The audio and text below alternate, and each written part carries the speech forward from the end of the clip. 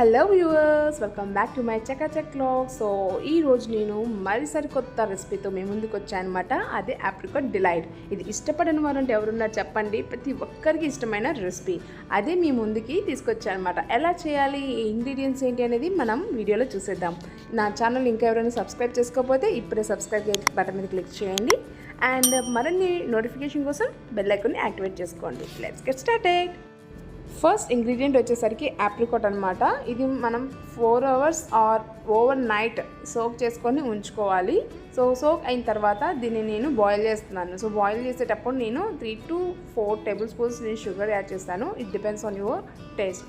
అయితే మనం ఏదైతే సోక్ చేసి పెట్టామో ఆ వాటర్ని ఇందులో యాడ్ చేసి మనం కుక్ చేసుకోవాలన్నమాట. దీంట్లో నేను కొంచెం వెనిలా ఎసెన్స్ని కూడా నేను యాడ్ చేస్తున్నాను. ఈ వెనిలా ఎసెన్స్ వేయడం వల్ల టేస్ట్ అనేది చాలా బాగుంటుంది.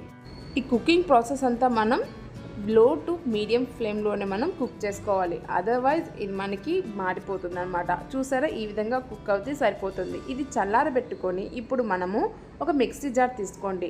చల్లారిపోయిన తర్వాత ఈ మిక్సీ జార్లోకి ట్రాన్స్ఫర్ చేసుకొని మనం ఫైన్గా గ్రైండ్ చేసుకొని పెట్టుకోవాలి. మీన్ వైల్ మనం థిక్ మిల్క్ అనమాట తీసుకొని దాన్ని బాయిల్ చేసుకొని పెట్టుకోండి. ఎందుకంటే మనకి ఇది లాస్ట్లో యూజ్ అవుతుంది.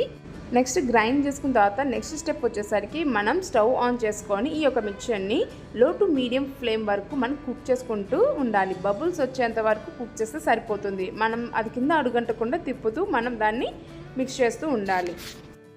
స్టెప్ 3 వచ్చేసరికి మనం ఏదైతే బాయిల్ చేసి పెట్టుకున్నామో మిల్క్ని అది పక్కన పెట్టుకొని ఇప్పుడు చిన్న బౌల్ తీసుకొని 2 tablespoons కస్టర్డ్ పౌడర్ని ఒక బౌల్లో వేసుకొని దానిలో కొంచెం మిల్క్ని యాడ్ చేసుకొని లమ్స్ రాకుండా తిప్పుతూ ఉండండి.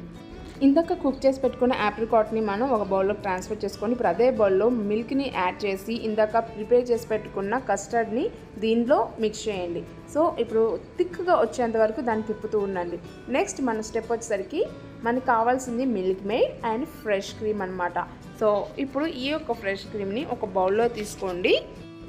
ఇలా క్రీమ్ని తీసి పక్కన పెట్టుకొని ఇందులో కొంచెం మన వెనిలా ఎసెన్స్ కూడా మనం యాడ్ చేస్తాము.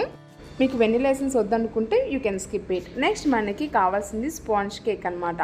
సో ఈ స్పాంజ్ కేక్ మనకి బేకరీలో అవైలబుల్ ఉంటుంది. కొంతమంది బ్రెడ్తో కూడా ట్రై చేస్తారు. యూ కెన్ యువర్ విష్ అనమాట అది. బట్ మనకి టేస్ట్ కావాలనుకుంటే స్పాంజ్ కేక్తోనే బాగా వస్తుంది. ఇప్పుడు ఫైనల్ ప్రొసీజర్కి ఒక గ్లాస్ కంటైనర్ తీసుకోండి. సో అందులో ఫస్ట్ లేయర్గా మనము ఈ ఆప్రికాట్ పేస్ట్ని మనం అప్లై చేయాలి. తర్వాత మనం ఏదైతే కేక్ని స్లైసెస్గా కట్ చేసుకున్నామో దాన్ని ప్లేస్ చేయాలి. సో మీకు ఇష్టమైన ప్రకారంగా మీరు ప్లేస్ చేసుకోవచ్చు అనమాట. నెక్స్ట్ ఇందాక నేను చెప్పినట్టుగా ఫ్రెష్ క్రీమ్లో మనం కొంచెం little bit pinch of vanilla ఎసెన్స్ని యాడ్ చేయండి. సో దీనివల్ల మనకి టేస్ట్ కూడా బాగుంటుంది, స్మెల్ కూడా బాగుంటుంది. సో ఆ యొక్క ఫ్రెష్ క్రీమ్ని ఫస్ట్ లేయర్గా మనం అది అప్లై చేసుకొని తర్వాత ఆప్రికాట్ పేస్ట్ని అప్లై చేసుకోవాలి. మొత్తము మనకి కవర్ అయ్యేలాగా అప్లై చేయండి. తర్వాత నేను థర్డ్ స్టెప్ కండెన్స్డ్ మిల్క్ అనేది నేను అప్లై చేస్తున్నాను. ఇప్పుడు ఫస్ట్ లేయర్ అయిపోయింది కాబట్టి నేను సెకండ్ లేయర్లో మళ్ళీ నేను కేక్ స్లైసెస్ని నేను ప్లేస్ చేశాను. అలానే మళ్ళీ మనం ఇందాక ఏమైతే ప్రాసెస్ని మనం ఫాలో అయ్యామో సేమ్ అనమాట. అదేవిధంగా దీని మీద కూడా అప్లై చేయాలి. ఫస్ట్ ఆప్రికాట్ అప్లై చేసుకొని second apply fresh cream and then after condensed milk and lastly మనకి ఇందాక కస్టర్డ్ పౌడర్తో మనం ప్రిపేర్ చేసి పెట్టుకున్న ఆ యొక్క పేస్ట్ అనమాట. So this is the third layer.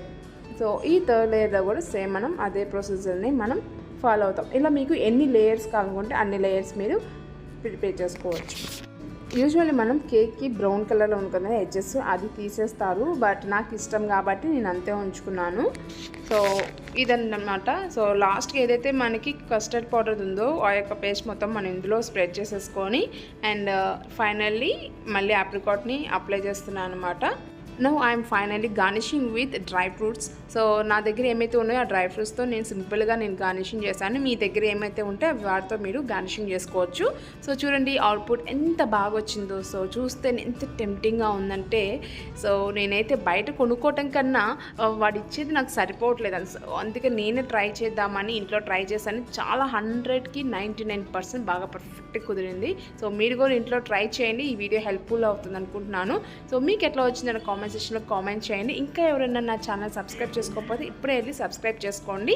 And మరిన్ని వీడియోస్ కోసం బెల్ ఐకాన్ మీద యాక్టివేట్ చేసుకోండి. Thanks for watching.